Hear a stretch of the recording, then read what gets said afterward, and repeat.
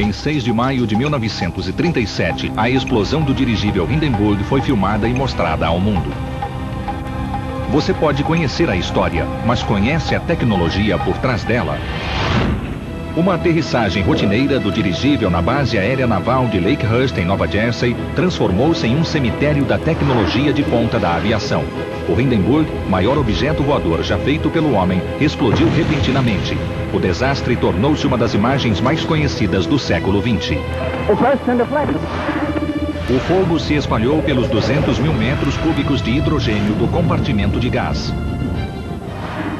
O novo motor Daimler-Benz que impulsionou o Hindenburg pelo oceano caiu junto com o luxuoso compartimento de passageiros e a cabine de navegação.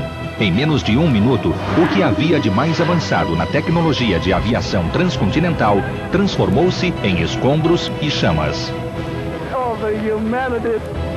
A missão dos sobreviventes era descobrir o porquê.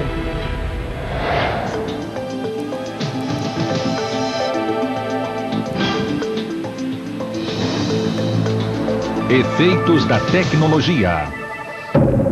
8 horas e 16 minutos, 3 de maio de 1937, horário de Frankfurt. Em 3 de maio, o capitão Max Pruss deu o comando para decolar e o imenso dirigível iniciou sua 35ª travessia do Atlântico. As aeronaves convencionais não tinham autonomia para transportar passageiros por essa rota. O Zeppelin Graf foi o precursor da travessia do Atlântico anos antes. O Hindenburg, seu sucessor, era o ápice de décadas de avanço na tecnologia dos dirigíveis. Era a única aeronave que fazia voos regulares, sem escalas, da Alemanha aos Estados Unidos. Com 240 metros, o Hindenburg era apenas 23 metros mais curto que o Titanic. Tinha o comprimento de 4 aviões 747. O dirigível moderno da Goodyear tem o comprimento da cauda do Hindenburg. O dirigível tinha autonomia de 13 mil quilômetros e atingia velocidade máxima de 135 quilômetros por hora. Pelo status de uma viagem aérea, executivos e viajantes ávidos por emoções chegavam a pagar $720 pela passagem de ida e volta, equivalente a $9.000 hoje. The Hindenburg was very much like the Concorde of the day. There was nothing in the air that could travel that fast from Europe to North or South America. Werner Franz tinha 14 anos e era ajudante de bordo em 1937. Hoje é o último sobrevivente da tripulação do Hindenburg. The receptions, no matter where we were traveling, either to South America or to North America, were so heartening and we were so kindly received. These are experiences I will never forget as long as I live. The passenger experience is probably something that has never been equaled since. Space is not a problem on an airship. Weight is. A necessidade de pouco peso levou os projetistas a escolher o estilo ultramoderno de Bauhaus. Móveis simples e sofisticados, feitos de liga de alumínio e cobertos de couro almofadado. Eram fortes, mas podiam ser erguidos com uma mão. Um pequeno piano alemão Bluter foi feito em alumínio e pesava 130 quilos, quase a metade do peso normal. You had warm meals served on fancy china with real silverware, cloth napkins, you had waiters, they polished your shoes when you left it out in the evening, you had hot and cold running water, you had a shower, you had a bar, a smoking room, a piano. The most bothersome noise the passengers had to put up with was the snoring of the man in the next cabin on the Hindenburg, because in the German desire to save weight, the cabin walls, which were fabric, but they were almost paper thin. I'm sure if anybody has the opportunity to travel on an airship, they'll never want to travel by any other means. Para os passageiros, o Hindenburg era o maior e mais avançado dirigível de todos os tempos. O compartimento dos passageiros, da tripulação e a sala de controle mal ocupavam 2% da enorme aeronave. O peso frontal compensava o peso dos motores e dos estabilizadores verticais na popa do dirigível. Na base da aeronave havia 32 tanques de combustível, cada um com capacidade de 2.500 litros. No total, a aeronave carregava 65 toneladas de óleo diesel. 11 tanques de lastro continham 2,5 toneladas de água cada um. Para erguer o dirigível havia 16 compartimentos de gás, sendo que o maior deles tinha capacidade para 22 mil metros cúbicos. 15 aros de duralumínio delineavam o diâmetro da aeronave. Eles eram conectados por vigas e sustentados diagonalmente por arames de aço. A Zeppelin Company pensava em usar gás hélio nos compartimentos, mas a única fonte desse gás não inflamável ficava no Texas e os Estados Unidos restringiam o uso do hélio apenas aos dirigíveis americanos. Before the Hindenburg accident, the Zeppelin Company had a perfect record of safety, of well-built airships. They had never lost a passenger because of an accident. Os compartimentos de gás dos dirigíveis mais velhos usavam um material derivado do intestino do boi, a película de seco. O Hindenburg usava um novo material feito de látex, que ao ser friccionado contra um tecido de algodão, ficava à prova de gás, mais forte e mais leve que o material anterior. O Hindenburg foi feito artesanalmente. Os trabalhadores fixaram 6 milhões de rebites em 21 quilômetros de vigas de liga de alumínio. Um algodão especialmente tecido para que ficasse fino como papel foi costurado à fuselagem para formar o revestimento do Hindenburg e, em seguida, escovado com uma mistura de produtos químicos conhecida como doping. O dope contém celulose, butilacetato e pó de alumínio que servem para dar uma cor prateada ao revestimento. O lado interno do tecido, na parte de cima, recebeu uma camada de óxido de ferro para fornecer uma barreira final para que o calor do sol não fosse refletido pelo alumínio do outro lado. The mixture of those compounds did a number of things. First of all, it weatherproofed the fabric. It actually made the fabric endure a lot better. It provided a smooth surface for aerodynamic reasons, and of course, reflecting the sun's rays. A cabine dos motores foi revestida com o mesmo tecido. Os membros da tripulação restringiam o acesso à sala das máquinas para esconder do exército americano um importante avanço tecnológico, os novos motores Daimler-Benz DB602. Estes imensos motores a diesel pesavam 2 toneladas cada. Eles tinham 16 cilindros e 1.650 cavalos de potência para serem usados na decolagem e 900 para a travessia. A type of diesel that the German Navy, by this time the Nazi Navy, was planning on using in its torpedo boats. And that probably explains why the Germans on board the Hindenburg were very fussy about not letting any U.S. Navy observer who was flying on the Hindenburg see the engine in detail. 8 horas, 4 de maio de 1937, meio do Atlântico. O Hindenburg já estava há 24 horas em sua jornada e no meio do caminho pelo Atlântico. Na travessia, os motores consumiam de 5 a 6 mil litros de combustível por hora, deixando o dirigível mais leve. Os oficiais na sala de controle liberavam a saída de hidrogênio para manter a altitude apropriada. O lastro de água podia ser despejado da frente ou de trás para manter a aeronave nivelada. Os motores impulsionavam o Hindenburg em direção a seu destino, Nova Jersey. Eles lutavam com fortes ventos contrários, mas a tripulação do Hindenburg já havia enfrentado várias tempestades. There were no safety belts, there were no parachutes, there was no need for it because the airship was such, the Hindenburg in particular was probably so big that nothing affected it. No lugar da aterrissagem, o que havia de mais novo em tecnologia de filmagem e gravação de sons estava sendo montado para documentar a chegada do Hindenburg. Todo o potencial dessa tecnologia estava prestes a ser demonstrado de uma forma que ninguém na aeronave, nem no chão, podia imaginar. Minutos, 6 de maio de 1937, horário de Nova York. O Hindenburg circundou o Empire State Building para ter uma vista deslumbrante de Manhattan. Poucos passageiros estavam na sala para fumantes. A restrição ao fogo era a prioridade máxima. Antes do embarque, os passageiros deviam entregar fósforos e isqueiros.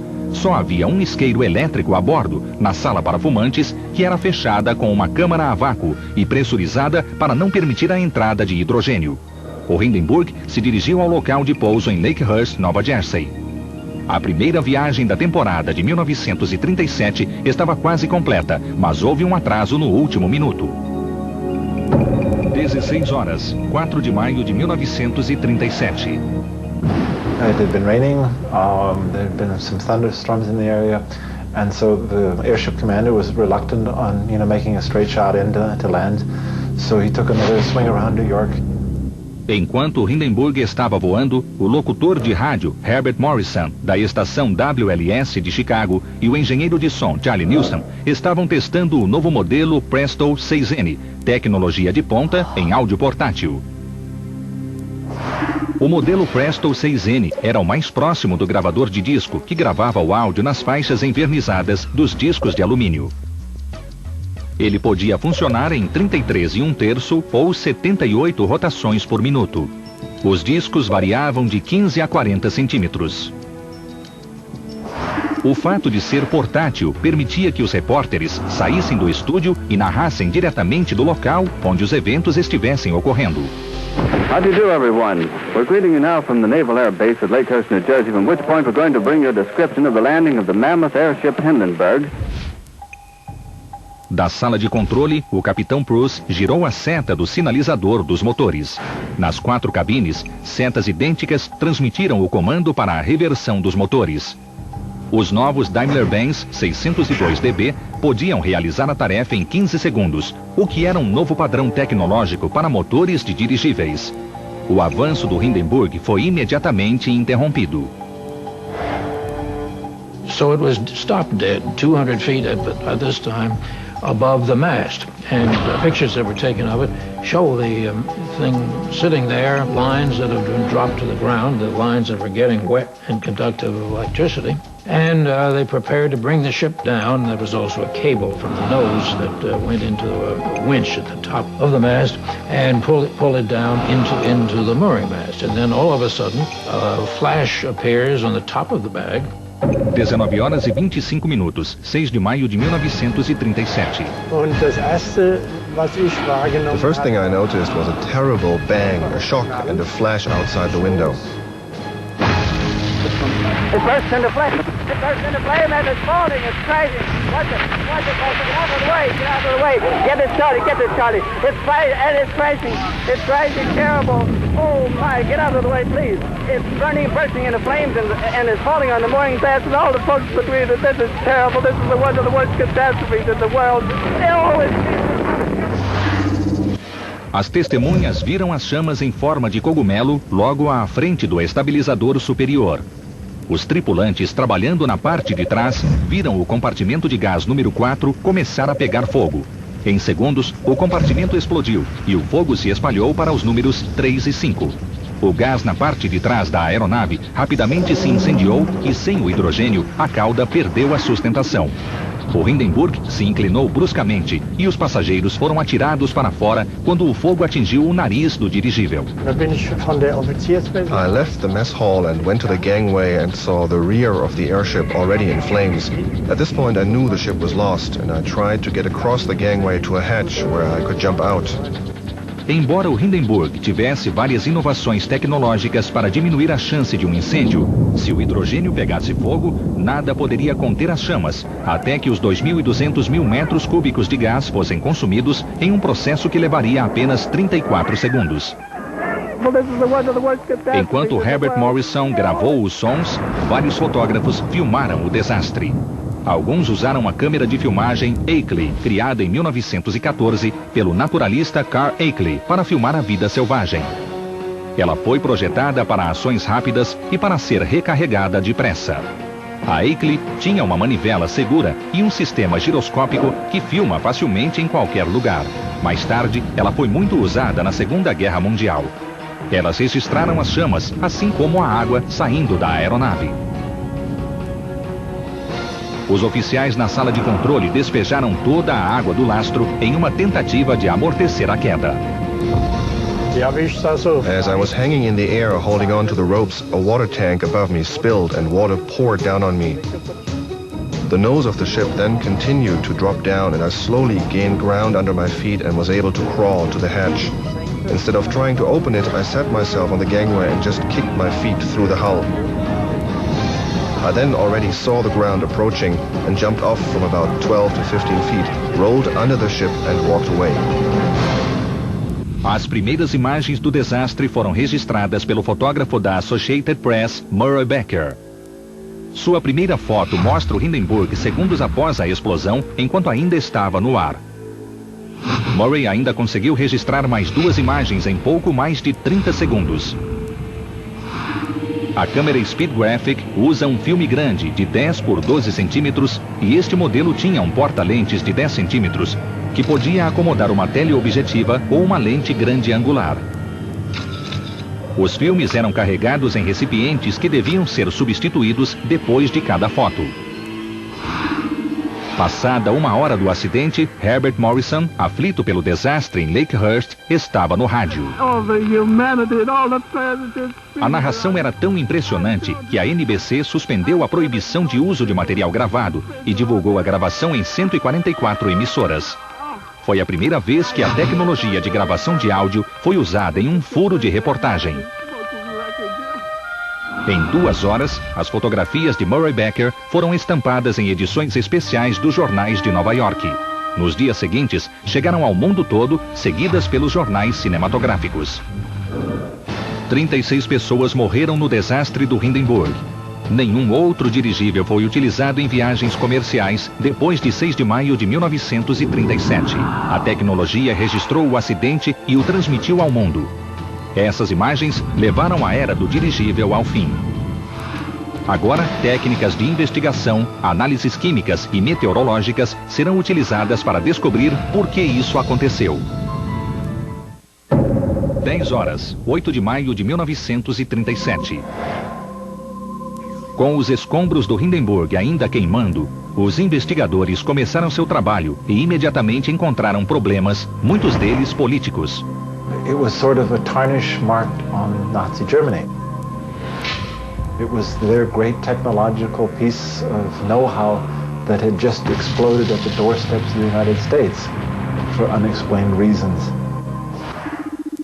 As atenções se voltaram para o comportamento da aeronave antes da explosão.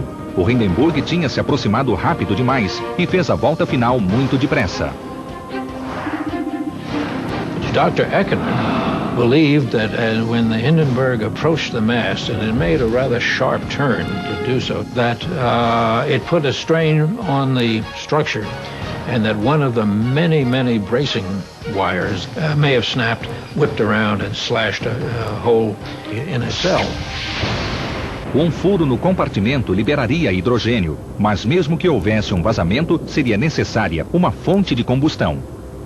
Os investigadores dizem que pode ter havido uma, sob certas condições atmosféricas. One of those things was they were landing in the middle of, in between 2 electrical storms, thunderstorms.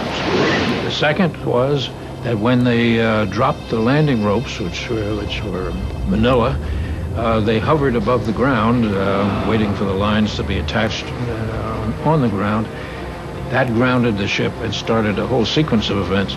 A série de acontecimentos meteorológicos pode ter levado a um fenômeno elétrico conhecido como efeito corona. Durante as tempestades, o ar entre as nuvens e o chão recebe uma intensa carga elétrica. Os elétrons são momentaneamente afastados dos átomos de nitrogênio e oxigênio da atmosfera.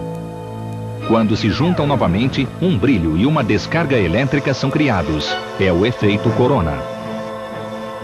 Essa descarga elétrica é atraída para o condutor mais próximo na atmosfera e surge como um brilho azulado em volta do objeto. Embora não tenha sido encontrada nenhuma resposta definitiva para o desastre, investigadores alemães e americanos concluíram que uma faísca de eletricidade estática, possivelmente do efeito corona, gerou a combustão do hidrogênio, provocando a explosão. 60 anos depois do acidente, o engenheiro da NASA, Edson Bain, divulgou uma teoria revolucionária. O gás dentro do Hindenburg não foi responsável pelo desastre. Foi a cobertura externa, mais especificamente a cobertura do tecido, o doping. Well, when you take an acetate and powdered aluminum and iron oxide and mix it together, what you've got is rocket fuel. De acordo com Edson Bain, a Zeppelin Company cobriu o tecido exterior com uma mistura química volátil e uma única faísca provocaria a combustão. A Zeppelin estava trabalhando no sucessor do Hindenburg quando ocorreu o desastre. Eles mudaram a fórmula para o doping do tecido externo, mas nunca explicaram por quê. With Addison's Bain's research, it was very impressive to see that, in all probability, it was the dope that exploded. And for sure, the Zeppelin company would never, even today, admit to having made, a mistake like that. The Hindenburg was the pride of Nazi Germany. You didn't just come out and say the ship failed and blew up because of a mistake on the part of the people who built it. Embora ninguém possa dizer com certeza por que o Hindenburg explodiu, uma coisa é certa. Se o desastre não tivesse acabado com o uso do dirigível no transporte de passageiros, a Segunda Guerra Mundial teria. Os progressos na tecnologia de aviação motivados pela guerra tornaram os dirigíveis obsoletos. A Zeppelin Company foi colocada a serviço dos nazistas para trabalhar pela tecnologia aeronáutica. Eles construíram partes dos foguetes alemães V-2 que deixavam a atmosfera terrestre, para depois atingir Londres e Antuérpia. Esses ataques foram o maior prêmio tecnológico da guerra. Dr. Eckner always put it one way. He made a statement once, the Zeppelin will only return to Earth, to mankind, when peace is settled in, because the airship is an instrument of peace. And maybe that's what we need.